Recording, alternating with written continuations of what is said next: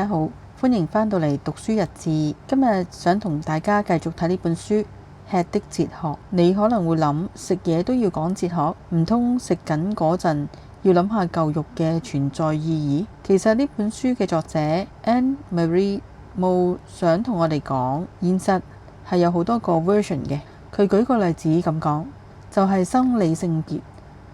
我哋平時覺得女人就係女人啦，係咪？但作者話，如果你睇解剖學，佢哋會睇你有冇子宮，有冇陰道；但如果你去睇內分泌學，佢哋只會睇你體內嘅雌激素水平。呢兩個學科睇到嘅女人其實係唔同嘅，而且呢啲版本唔係一定會完全重疊嘅。呢個就係書中嘅概念，多重現實。作者將呢個諗法套入食呢件事上高，佢發現喺醫院入邊食嘢係關於吞嚥困難同埋營養攝取。喺實驗室入邊食嘢嘅熱量數據，喺餐廳入面食嘢係感官享受。你發現咗未啊？食其實唔係一件事，而係好多件事啊！作者用佢自己做例子，佢話佢作為一個有大學出糧、識煮嘢食，喺荷蘭長大嘅佢食嘢嘅經驗係好獨特嘅。呢本書最想挑戰我哋嘅係唔好再追求一個絕對正確嘅定義，我哋要睇返每件事喺特定環境下係點發生嘅。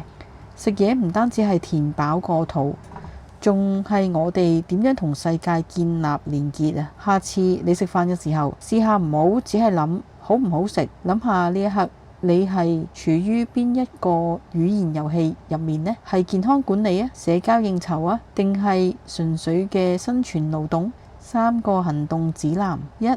切換觀察角度，當你同人爭論真相嘅時候，試諗下對方係用緊邊個學科或者背景嘅語言遊戲，意識到現實有多重版本，可以減少無謂嘅衝突。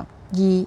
記錄食嘅語境，連續3日記錄你食嘅嘢，但唔係記卡路里，而係記住當時嘅情景，例如因為壓力而食嘅，因為慶祝而食嘅，因為唔想浪費而食嘅。你會發現食呢個行為背後嘅複雜性。 3. 尊重維持生命嘅勞動，今日返屋企對幫你準備食物或者洗碗嘅人，或者係對你自己講聲多謝，意識到呢啲被哲學忽視嘅體力勞動，其實係支撐住我哋所有人思考嘅基礎。好啦，今日分享到呢度。Anne-Marie Mo 呢本書今日嘅細節其實充滿咗張。如果你今日記得 share、like 同埋 subscribe我哋下次再一生活嘅，拜拜。